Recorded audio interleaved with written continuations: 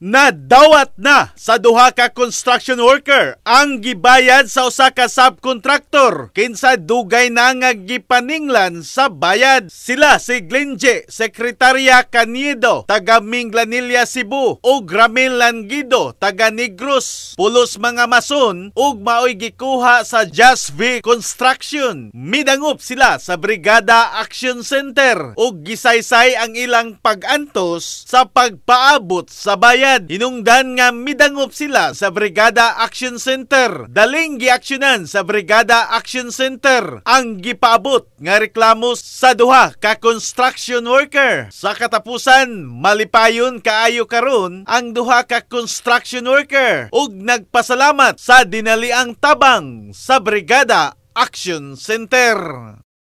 Salamat ko sa brigada ay mao ginakaluwas sa mong problema. Nakuha ginamong kinahanglan nga kuhaon yun ni Ma'am Caroline o ni Sir Alan.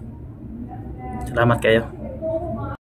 Salamat brigada Attorney Jorel Arnel Pahanuno tong sa Tibuok. Kuha sa brigada Tibuok staff.